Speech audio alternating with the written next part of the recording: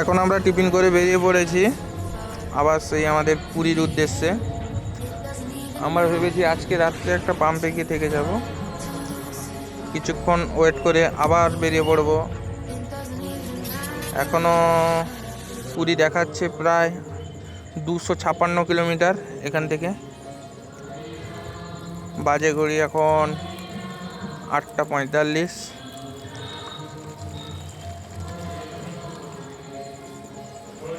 রাস্তাটা এতটাই অন্ধকার, ফগ লাইট না লাগালে হয়তো যেতে পারতাম না।